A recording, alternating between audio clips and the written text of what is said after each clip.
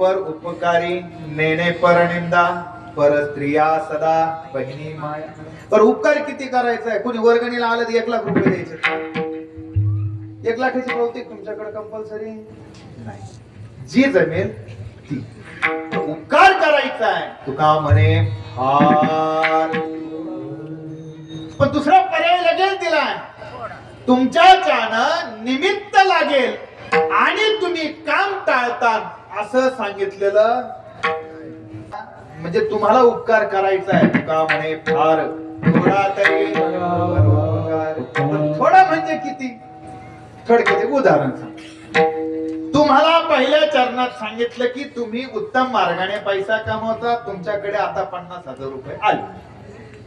त्याच्या बाबतीत उदास राहायचंय, काहीतरी खर्च करायचा. खर्च करायचा म्हणजे वाटा म्हणून नाही सांगितलं. अनेक लोक आहेत पैसे कमवतात, पतसंस्थेत घालतात, ती संस्था बुडते आणि मग हा आत्महत्या करून मरून जातो. काय उपयोग झाला त्या पैशाला? नाही ना. 2 रुपये कोणाला दिले नाही किंवा बँकेत नको कमी व्याज आहे पण ते सुरक्षित आहे ना. पण नाही, आम्ही पतसंस्थेत का तर तो व्याज जास्त देतो. तुमच्याकडे नसेल परंतु अनेक ठिकाणी ह्या गोष्टी घडलेल्या आहेत. आता तुम्हाला 50,000 रुपये आले, मस्त पैकी पशुतल्या उत्तम पशुची तुम्ही खरेदी केली. सगळ्यात उत्तम पशु कोणता आहे? बकरा का? मेंढा? गाय. सगळ्यात उत्तम पशु काय आहे? तुम्ही गेले, आपली गाय आणली, गाय घरी आणली, गाय गोठ्याला बांधली. आता तुम्ही मिळवलेल्या उत्तम मार्गाने मिळवलेली ती गाय कोणी येऊन तिचं दूध घेऊन जावं का?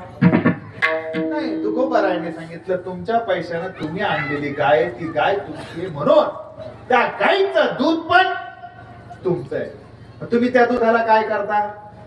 तापवायला ठेवता. कितीदा?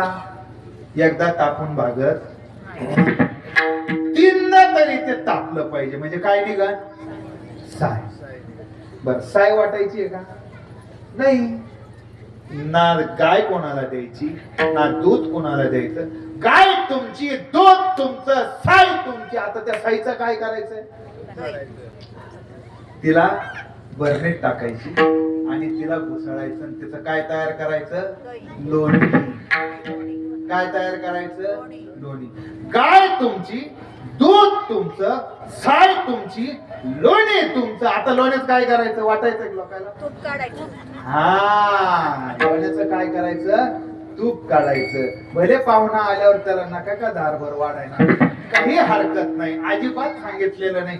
तुकोबारायांनी तूप द्यायला सांगितलेलं अजिबात नाही. त्यांनी सांगितलं गाय तुमची, दूध तुमचं, साय तुमची, लोणी तुमचं, तूप तुमचं.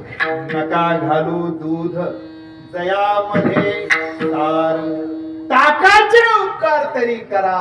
अरे तुम्ही दूध देऊ नका, साय देऊ नका, लोणी देऊ नका, तूप देऊ नका. तुम्ही खा धष्ट पुष्ट गोरे गोमटे व्हा, आमचं काही म्हणणं नाही. अरे पण किमान तूप काढल्यावर ते ताक देण्याची तरी ताकद तुमच्यामध्ये निर्माण होऊ द्या. विठाला